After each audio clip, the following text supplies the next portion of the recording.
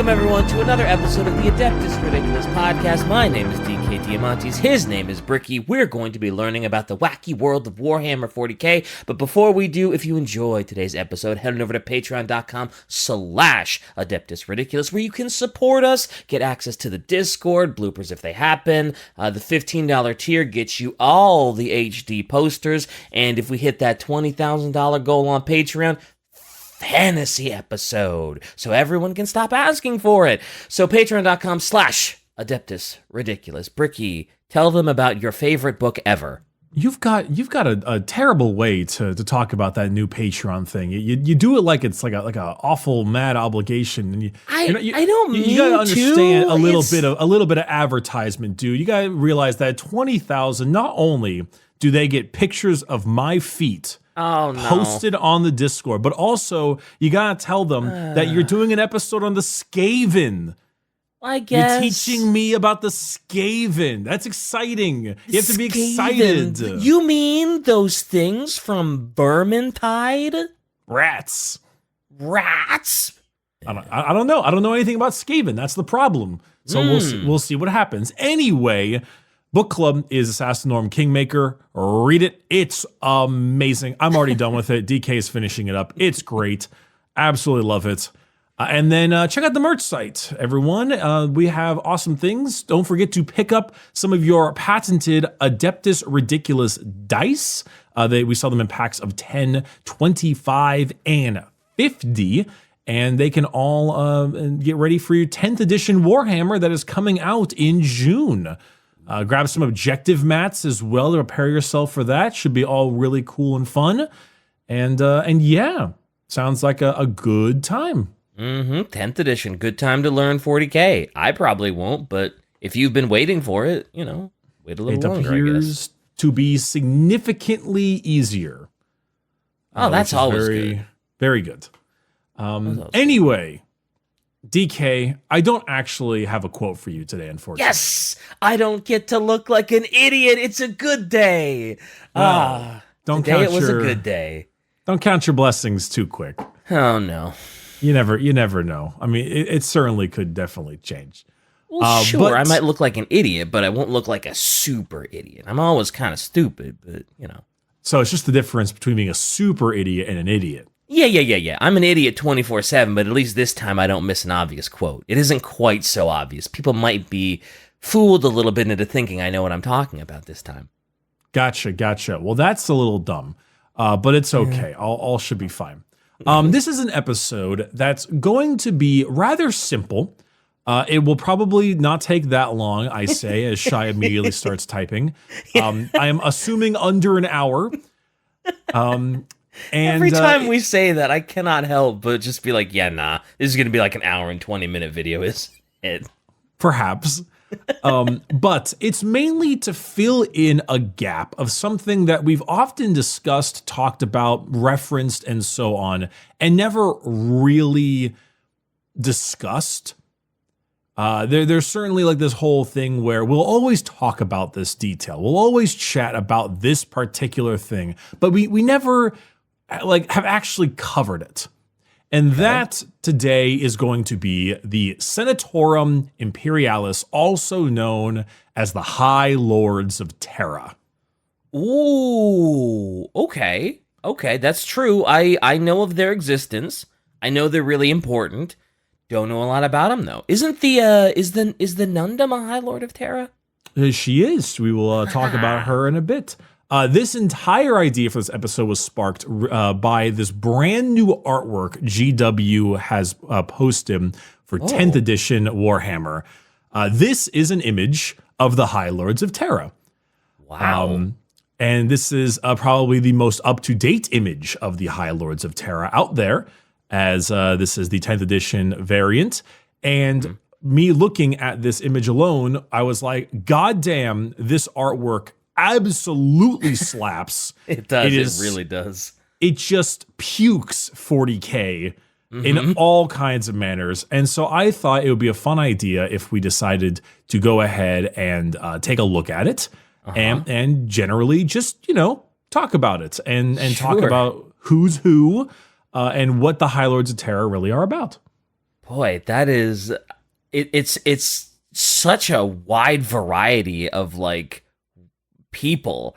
Like there's this one giant in the background that looks like, if Thanos was a regular person. There's a little slothy kind of guy with like, neck folds and a jester's looking cap on. He's got all this. It is everybody. People that look like they're either political or people that look like they're war heroes. War heroes, political, and religious figures. All kinds of combinations like that. So I thought we'd talk about that a little bit and discuss. So I'm sure if I asked you what are the High Lords of Terra, you could easily answer that, like what they do. The High Lords of Terra, they make all the important decisions, right? Yeah, pretty much. They are the governing body of the High Lords. Don't worry, Shy. I'm actually going to go through the ranks real quick. If you want to post them afterwards, just as we have a reference, that could also be good. And so the High Lords of Terra are also known as the Lords Temporal, Martial, and Ecclesiarchical. Oh my goodness. All right, hold on. The Senatorum Imperialis, officially the Lords Temporal, Martial, and Ecclesiarchical of the most divine and righteous Imperium of mankind. The word ecclesiarchical is just so... Oh, I don't... it's a mouthful. Ecclesiarchical is like, come on. Come on. You're not that important. Collectively are known as the Council of the High Lords of Terra. They are also often known as the High 12, which has changed a bit in the recent situations that occurred in the galaxy, which we'll talk about. I was going to say, it doesn't look like there are 12 of them, so what happened? Things have adjusted. Yeah. With the resurrection of Guilliman, things have kind of changed a little. But of the High 12, basically it comes down to there being 9 consistent bodies on this council, and the remaining 3 are kind of swapped in and out depending on other powerful leader positions and what's needed. The High Lords of Terra, for the most part, basically run the Imperium.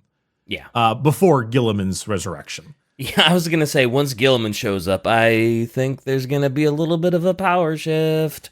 A tiny bit of a power shift. So for the most part, they run the Imperium. But much like the Imperium, it is rotten to its core. And each of the High Lords of Terra has their own things that they are trying to get done, their own agendas. It's politicking to the nth degree. I was gonna say, so this is sort of the parody take on government. Government's corrupt. Everybody's out to do their own agenda. Nobody's actually looking out for the people. It's just what I want, and sort of the power struggle to get it done. Oh, there is so much American, maybe not American, it could be British, but like politics in Senatorum Kingmaker. Strider is the color of blue. Rao is the color of red. Oh, and they only get a single representative that has to govern the entire planets. Yeah, I didn't make that connection somehow. Somehow I hadn't made that connection until you said it, and then it just fell on me like a ton of bricks, and I was just like, oh God, you're right. Oh no. Well, I have been known for my bricks. Should have said like a 10-ton safe. That's all right. So these are the 9 that again, I'm just gonna say this real quick. So Guilliman resurrected. He's back. He is now Lord Commander of the Imperium, and he basically cut out like 6 of the 12. He was like, I don't need you anymore. It's my job. Yeah. So that was also known as the Primarch Scourge. When Guilliman was resurrected, he basically went on this massive campaign to root out political corruption, cultists, hive issues on Terra, and just like had massive casualties. What's what they call that again? Where you actually like kill a civilian in like a war? Something casualties. Casualty of war? I don't know. Yeah, it's like unnecessary casualties. There's like a word for it. I forget what it is. I'm sure Shai will tell me in a moment. Yeah. Also, God, yeah, I have to collateral imagine, damage. Oh, yeah. Collateral damage. Good call. Good call. Thank you. I have to imagine when Guilliman woke up and he saw the High Lords of Terra, if they're just like super corrupt and just in it for themselves, he must have been pissed. Like, he was probably already pissed just seeing how the Imperium was and that they're worshiping the Emperor as a god. But then he's like, wait, our leaders are that? Oh, God, what? He must have been furious, even more so. Yes, there were many people who he kicked out from the entire area, and he was. They were not particularly stoked about this. When is a corrupt politician ever stoked about being stripped of the power that they've been using to benefit themselves, right? Oh, thanks, Guilliman. I really needed that wake-up call. I'm going to become a good citizen now.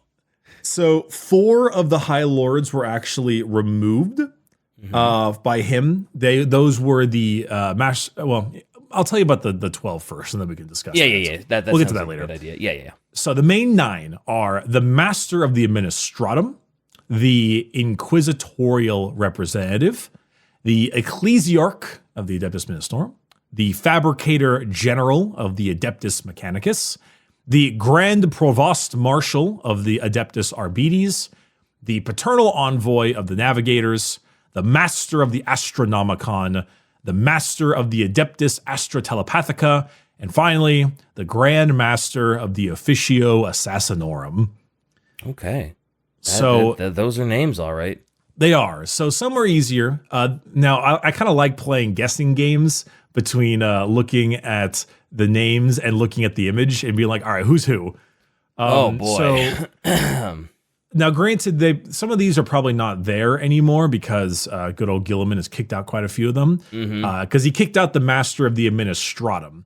So the Master of the Administratum probably is not here on the image, and if it is, it might be the person on the far right. But I'm guessing it probably. Can you spot the custody? Is it the cherub hanging on that one guy's shoulder polishing his armor? Is that the custodian? Is that him? Is that the custodian? Yeah, pretty obvious that the big hulking guy in gold armor with the lion pauldron is the custodian. Are you sure? Are you positive? I'm gonna lock it in as final answer. Locked in. That's the custodian. Looks like you want to be a millionaire. Let's go. But Master of the Administratum is one of the ones that was removed. This was your classic. I'm gonna do all the administrative tools. I'm doing logistics and resources, all things that a Primarch is very good at, especially the one that's Guilliman. So the Master of the Administratum is one of those main ones. Was he just kicked out because Guilliman was like, no, this is my forte and I'm a Primarch, so see ya? Or was he actually like corrupt and doing like really, really awful administrative stuff just to benefit himself? Well, he might have led a coup against Guilliman after being kicked out, so maybe he wasn't necessarily originally doing that, but he didn't take it well. Okay. All right. Good to know. Also, I'm sure his coup went just swimmingly. I'm sure he really, really caused problems for Guilliman, right? Yeah, he's dead. And everybody in this coup also very dead, I assume. Perhaps. So the next one was the Inquisitorial Representative, the representative from the Inquisition. And I originally thought it was the lady on the left due to her gigantic Inquisitorial rosette on her chest. Yeah. But I don't think that is. I think that might actually be the stand-in for the High Abbess. I believe the Inquisitorial Representative is the gal on the right in the background with the big Inquisitorial rosette on her head. Right, and the big old pauldrons and all the scrolls and stuff on her.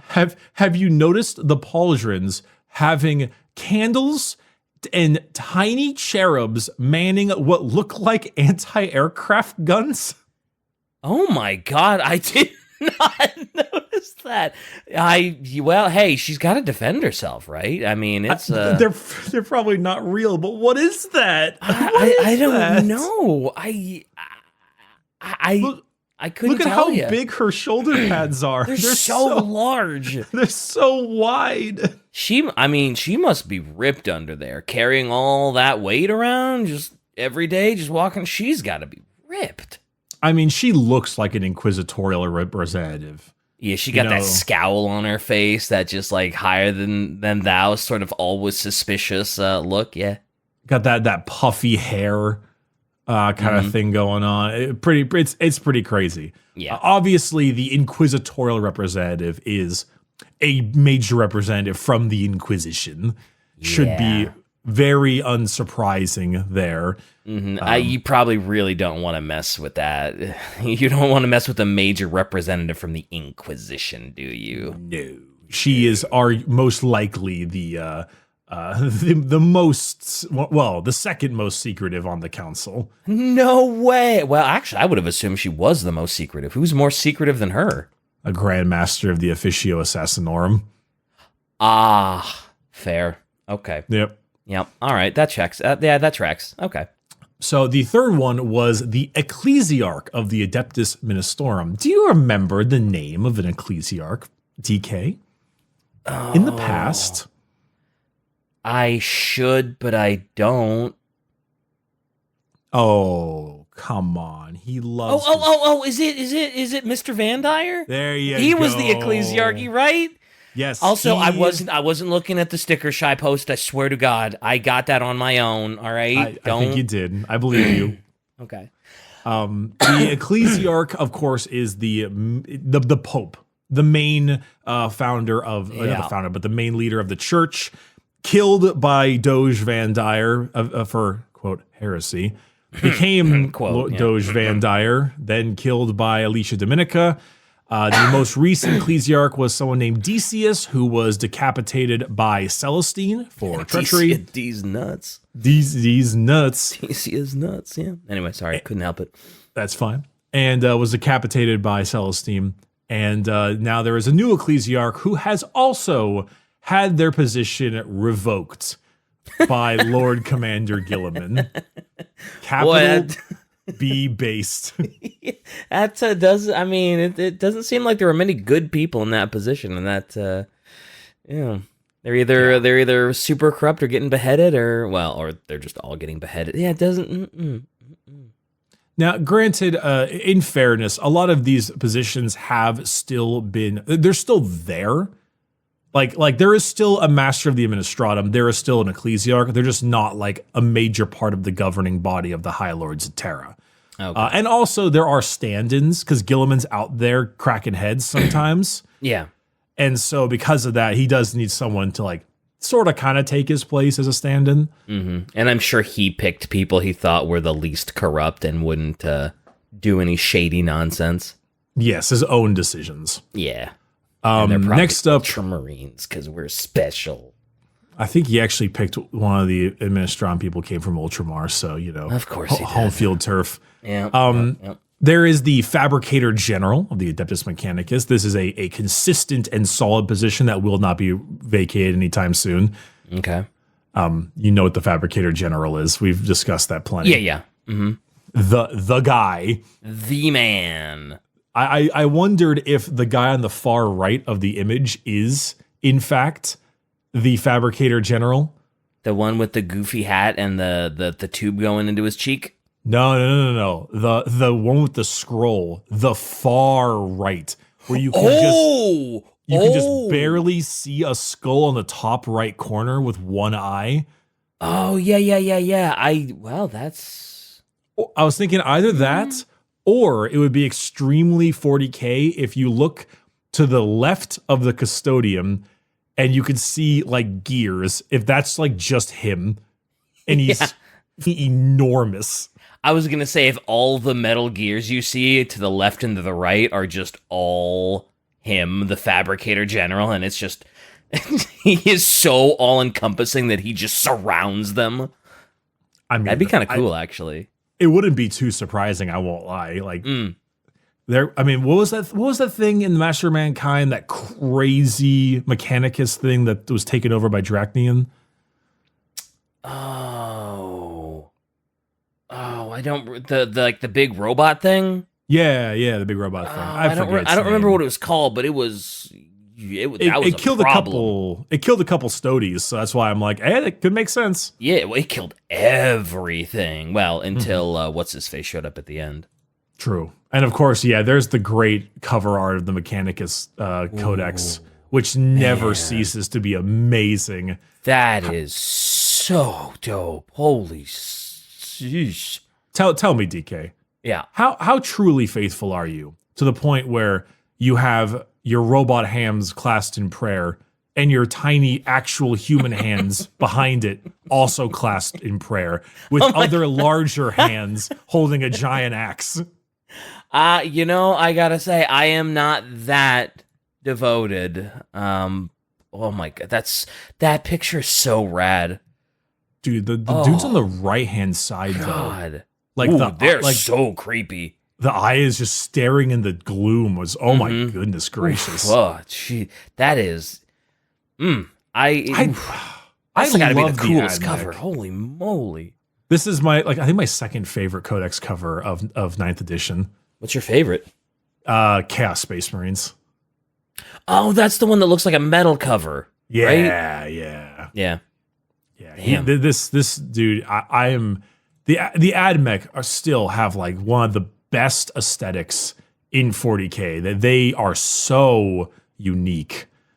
I have no complaints with that. I would agree wholeheartedly. So yes, I mean they're 101010. Next up is the Grand Provost Marshal of the Adeptus Arbites. The Arbites are we haven't talked much about, but they're basically the law, the Judge Dredd looking dudes. And so the Grand Provost Marshal is basically just, hey, I am the law. I am the top lawmaker guy. And well, I don't know if there's like the biggest cop, the FBI's, the director of the FBI, right? Whatever it is, but the main Judge Dredd dude. I'm curious if he would be listed. He should be listed as one of the main still operating High Lords, so he could be in the image. And they are more like an FBI kind of thing. Local police is like a planetary thing. It's like just your local cop, but they're when the federal gets involved. I could see him being like the sort of gray silver haired dude. Kind of in front of the giant custodian. Yeah, the one that's dead center. Yeah, I kind of think he would be him too. He kind of has the Arbites vibe more than the rest do. Yeah, he gives me the vibe of a cop as opposed grizzled to the rest. Cop that's seen some serious stuff, and he's got the snarl and everything, and he takes no spit from anyone. Yeah, it could be like the guy in the bottom right, maybe. Yeah. Something like that. Next up is the Paternal Envoy of the Navigators. They are the main envoy of all the Navigator houses and acts as a representative of the Navis Nobilitae on the Senate of the High Lords of Terra.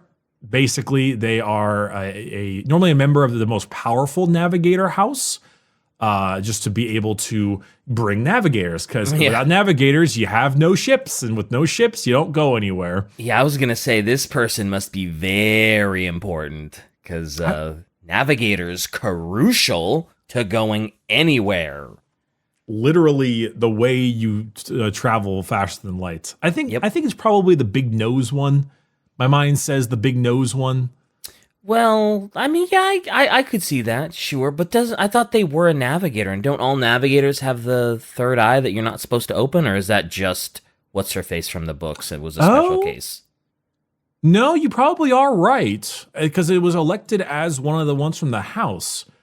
So the only person that I thought it was the person in the dead set middle with the cherub polishing the armor, just because I was thinking maybe the armor is kind of covering the third eye, and that's why there's that. I guess that's just the skull in the middle, isn't it? Yeah, that is. That's a good point. But no, it's not. I know it's not him. I know what three of these are definitely. Okay. But I was kind of with Shy, the chubbier guy with the big hat and the jester looking guy. Yeah. Mm-hmm. That makes sense because his third eye is covered. I was thinking maybe the guy on the bottom right, with the mask and the bandage over his head, like kind of like a do-rag. Oh, yeah. Could be. But I think maybe the chunky jester guy, just because it is covering his forehead. That's true. The hat is covering his forehead, sure. And that is a big part of it. So, also, Shai does say, dude, it's closed eyes and pipes going into the nose and mouth, which is seems like a Dune reference, which is indeed where Navigators came from, because 40K. A lot of stuff came from Dune, but yeah, I mean, sure. Well, we can go with that. Yeah. So we have the Master of the Astronomicon. That makes me think it's the pointed nose guy, actually. The Master of the Astronomicon. Just handles the Astronomicon. The Adeptus Astronomicon, overseer of the Astronomicon, makes sure it's working well, makes sure the Golden Throne's working well, keeps a close lock with the Adeptus Astrotelepathica. Really just makes, it handles the Golden Throne and the entirety of the Astronomicon. I would definitely go with you that the long-nosed guy, definitely. Then there is the Master of the Adeptus Astrotelepathica. This is the one that is entirely dedicated to overseeing the psychers of the Imperium. Ooh, what a job. The Scholastic Psychona, the Leagues of Black Ships. The Masters said often a very powerful psyker in their own right and an expert on all matters of psychic. Yeah, I would imagine they'd have to be. If you're gonna wrangle the psychers, chances are you gotta be a psyker yourself, and a pretty damn good one. I was thinking it's maybe the guy that's talking with him with the big hat, bottom left, to the left of who we think is the cop guy. But at this point, we're kind of running low on people, and they might just not be placed. Yeah, they might just not be there. Because, I figure if you're the master of the psychers, wouldn't you be a little more prominent in a picture of the High Lords of Terra? Right? That's not just some ho-hum, let's just put him kind of very nonchalantly behind, this big lady's coat thing, his wolf coat. He'd be more prominent, right? That's probably true. And also, it isn't, with the changes being made and stuff, it's throwing some stuff for a loop. Last but not least, for the main 9 is the Grand Master of the Officio Assassinorum. Most definitely not pictured, because the Grand Master normally never, ever is in council with them. The Grand Master of Assassins is very rarely talking with them, but is almost always the tiebreaker for decision making. Is the most secretive of them all, and has more than once been dispatched themselves to kill another High Lord of Terra.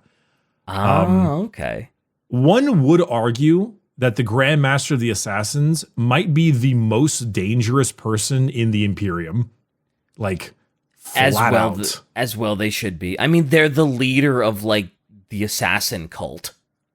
I mean, they should be very dangerous, very secretive, and there's no way they should be in this picture. There should be very few pictures of this person, right? There is a old Grandmaster called Draken Vangerich, which was out during the War of the Beast, and during this, he did something called the Beheading, in which he assassinated every single High Lord of Terra. And escaped into an assassin temple into hiding. And Space Marines came to kill him, and only one Space Marine survived. And he was like, "Hey, Space Marine, you want to know how Conrad Kurz is gonna die?" And then the Space Marine just doesn't listen and shoots him in the face. Wow. That's a lot. Yeah, he killed all of them. Apparently, it's not a particularly well-written part. Apparently, the War of the Beast fluctuates heavily in terms of its quality. But he killed every single High Lord. So yes, the Grandmaster of the Assassinorum, outside of maybe Guilliman, might be the most dangerous individual on Terra. Jeez, so they needed to do some serious elections after that. 'Cause Yeah, they need to replace a lot of people. oh my god, that's like a designated survivor type situation. Everybody's dead. Who do we go to? In fact, currently there is the Grand Master of the Assassins is a guy named Fadix, or Fadix, Fadix. Oh, I thought you said FedEx. I was like, is he great at delivering stuff? Maybe. Well, he delivers death. Yeah, well. When the ex-Master of the Administratum and other people removed by Guilliman held up a giant coup, they actual 5 of them, that is, the Grand Master sided with them the entire time until the end, in which he turned out to have been lying and actually serving Guilliman the whole time, in which he murdered the entire coup. Ooh. So don't mess with the Grand Master of the Assassins. No, definitely not. He's the Grand Master of Assassins. Why would you mess with him? Especially if you're like staging a coup against Guilliman. Are you really gonna be like, oh yeah, well sure, the Grand Master of Assassins would help. Sure. Are you crazy? High Lords of Terra don't think great when power is involved. That's true. That's true. And so the out of the 12 positions, the last 3 are often filled kind of in and out, depending on what's needed, by these final groups. We have the Lord Commandant of the Segmentum Solar, the Lord Commander Militant of the Imperial Guard, the Cardinals of the Holy Synoid of Terra, the Abbess of the Adeptus Sororitas, Captain General of the Custodes, Chancellor of the Estate Imperium, Speaker for the Chartist Captains, or Lord High Admiral of the Imperial Navy. And currently, 3 of these positions are pictured in the image. Cool. The gentleman in the middle is, as Shai put it earlier, the current Lord Commander Solar of the Segmentum Solar, also known as the new Imperial Guard guy, Lord Leontis, Arcadian Leontis. Oh, he's the dude on the horse. He's the horsey boy, yeah. Oh, okay, that's why Shai posted that picture in chat. Yeah, he's the horsey boy. And there is the cherub polishing his armor because Lamau. He looks so much cooler in this picture than that mini. I think that mini looks stupid. Well, he's just, okay, I kind of like the mini because it's, well, because remember, it's guard, and guard do the old school. Yeah, I really like his horse, but I don't know, something about his face looks dumb to me. They actually posted this one of the Emperor. Oh yeah, well that image looks great. Well, yeah, that image does look great. You're right. Yeah, here's him. Good. Here's him again as well.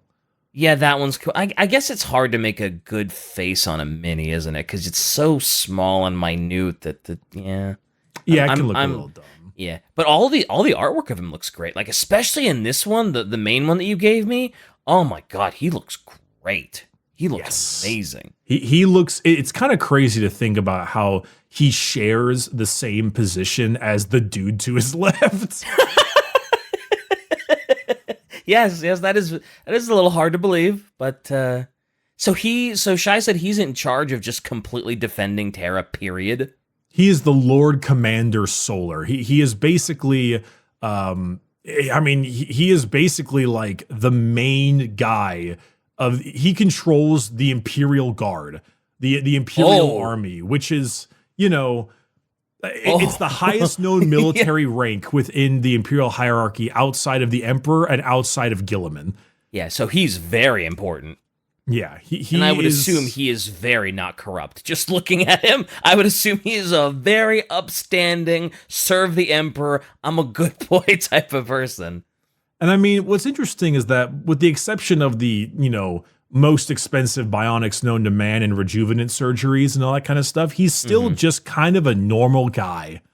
Yeah, he looks like he's just a very upstanding dude in armor, which in 40K is like, wow. That's it? You've just got a sword and a horse? Yeah. I think he actually has no bionics or like very, very little. That's impressive. Yeah, his face is clean. There's nothing in it. There's no fancy eye. There's no tube. There's nothing. He's just him. Is there anything special about his helmet? Because it kind of looks like it kind of sort of looks like a smaller Iron Halo a little bit. So I know, every character in every 40K thing normally has some relic from the dark age of technology that makes them insane. But yes, Lord Solar Arcadian Leontis has the Artificer Refractor Helm. So yes, it gives him in-game, it's an invulnerable save. And also in-game, it halves the damage he takes, which makes him a problem. It makes him like tankier than like quite a few things. Yeah, I was gonna say he's probably tankier than a tank.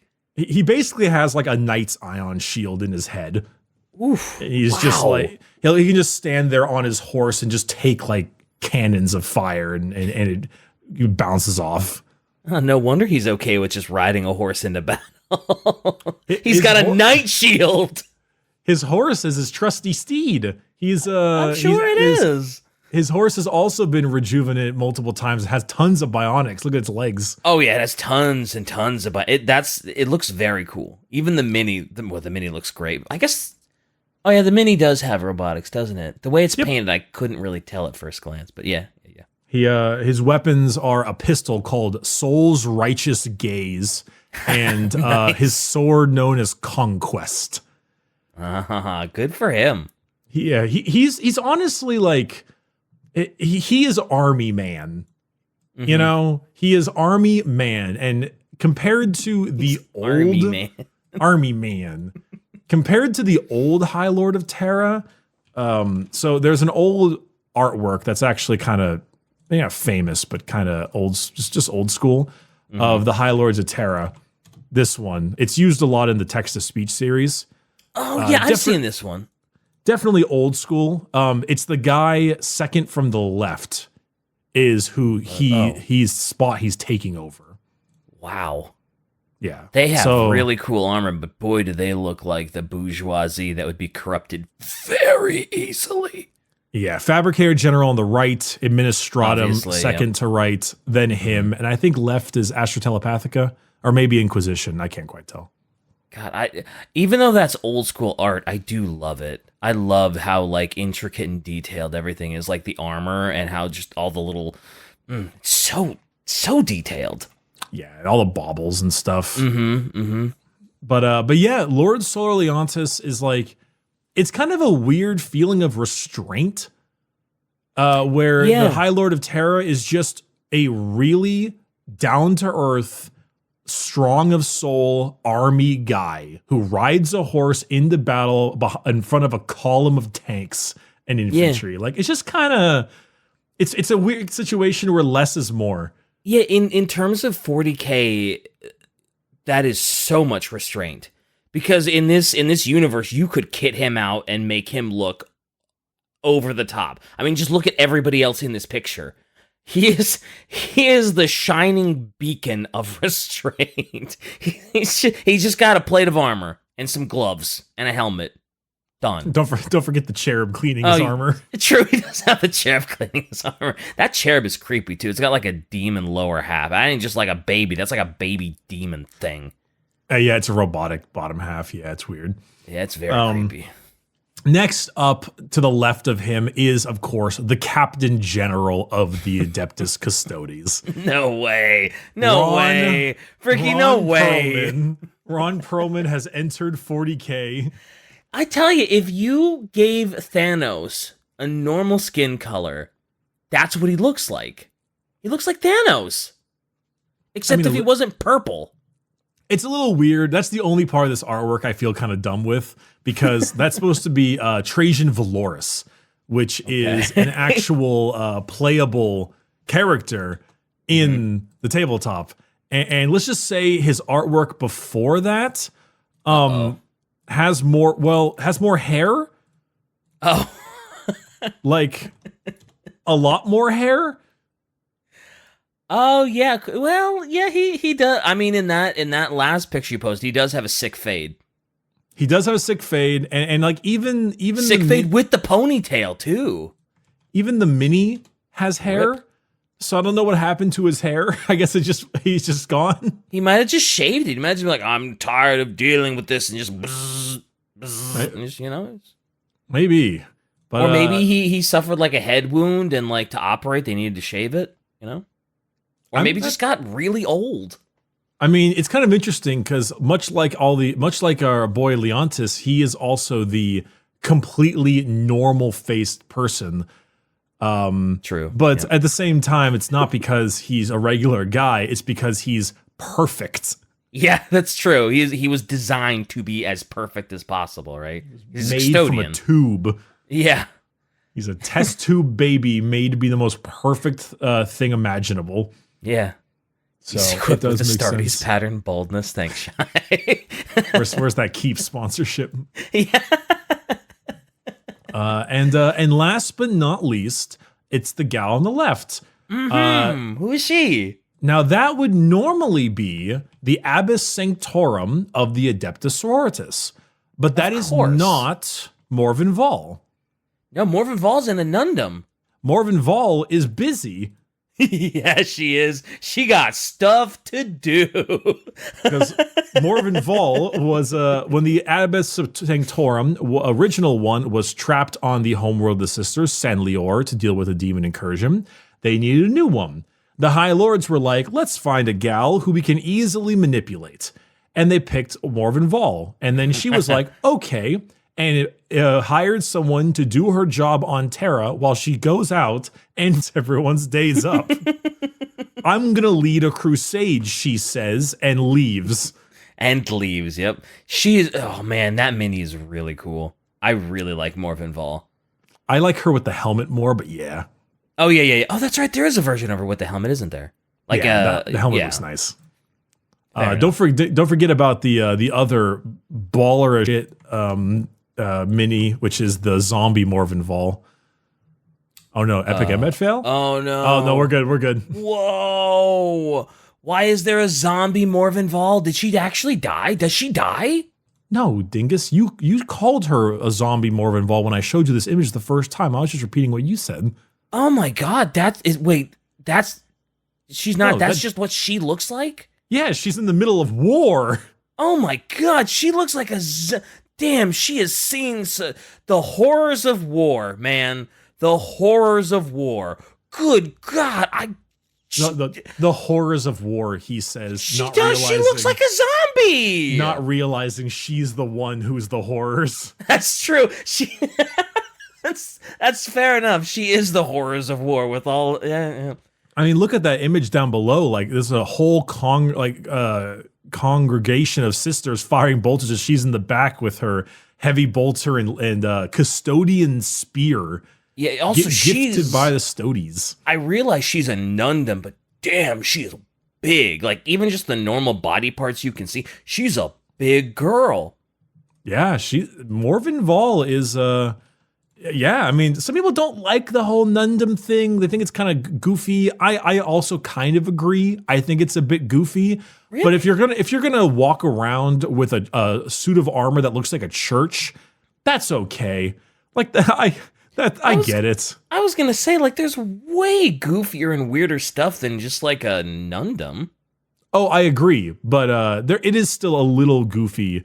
For my, it's one of those things where like it totally fits the character, but at the same time, I'm also like, it's not like my favorite model ever. Yeah, I think I'm so behind it just because I'm such a weeb for like mech anime and just piloting robots and stuff. So like my perception of it is, oh yeah, that's normal, that's cool. You love these things, giant robots that humans pilot. It's like, I don't want to say it's like Bubblegum Crisis because it's not, but yeah, I dig it. I dig it quite a bit. I dig it quite a bit. I do. God damn it. Yeah, okay, can I say something silly? Yes. I like how when I read 40K books and there's a narrator and it's just like I'm listening and then they eventually do an accent for like an Imperial Guardsman. And because like when you do a narration, your narration is normally like kind of this more monotone. You can't really tell the ethnicity of the list or the narrator. until they pop into like a guardsman voice. Like, oh yeah, the guy who's narrating this is British. He's really British because they hit that guardsman voice. Yep. It's very fun. It is always fun when they pop into accents. Yeah. But yes, the guy on the left is most likely Morvenn Vaul's stand-in in the area of the High Lords of Terra. You could say it could be the inquisitorial representative and the two are swapped, but she's got the fleur-de-lis on her shoulder pad and on her helmet, which really looks like sisters. Not to mention her helmet is a church. Her helmet is indeed a church. So it is actually a church. It's really cool armor, though. I gotta say that is a drip check. Oh my god, yeah. Between the pelt on her side, the church helmet, the servo skull on her back and left side, the skull on her like crotch area. Belt, yeah. Yeah, with like gold filigree and chains coming out the nose. It is fly. So she's just a stand-in for Morvenn Vaul? Or is it Morgan Vaul? Morvenn, right, yeah. It's Morvenn time. It's Morvenn time. Kills demons. So she's just a stand-in. Like, she doesn't... She appointed someone in her place. Right, yeah. Morvenn Vaul appointed this lady, I'm assuming because she's worth it? Or did Morvenn Vaul just be like, I don't give a whatever who takes my spot, just go handle it. I have heretics to kill. I mean, I'm assuming there's a nice little bit of an in-between. I would assume that she wouldn't just flat out be like, hey, here you go. Here's a random lady, go do my job. I'm sure she put some thought into it and some importance and everything. But she was also like, I love my new position as High Abbess of the Adeptus Sororitas. I'm going to lead a crusade. And then she just left. She got a artificer brand new pair of Nundum armor gifted by the Admech for the sisters saving their worlds from demons.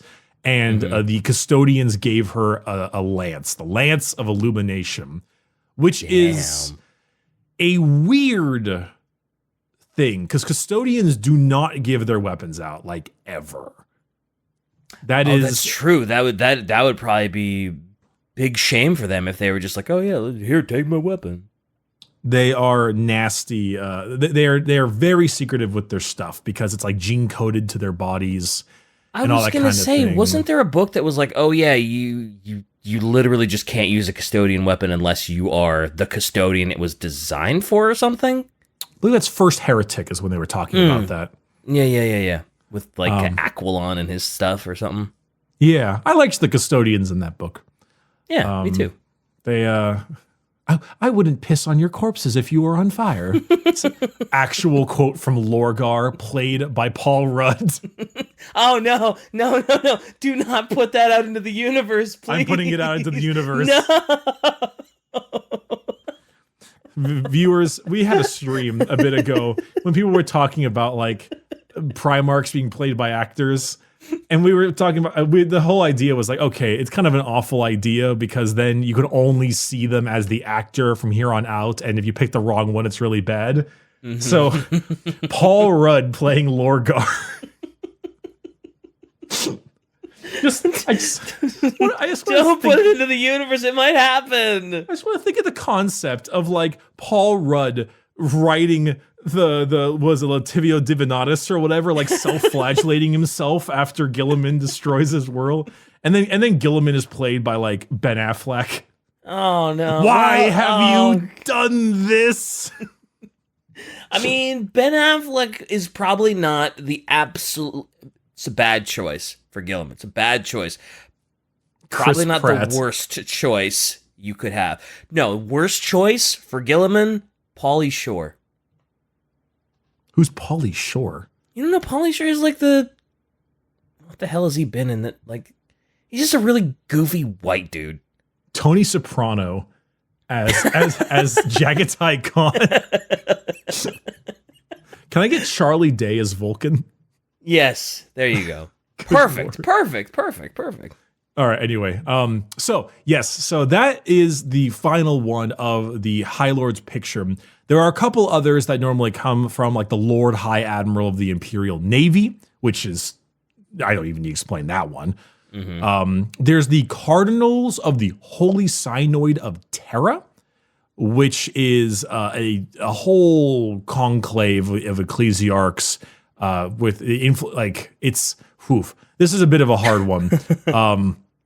But it's basically to help disseminate and dictate the ecclesiarchy of the Holy Synod and enforce the laws of the ecclesiarchy. Okay. Whole lot of stuff there.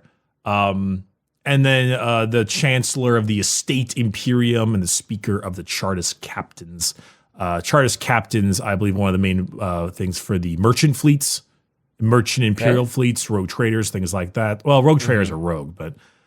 And the Chancellor of the Estate Imperium is the Departamento Munitorum's office and keeping record organization.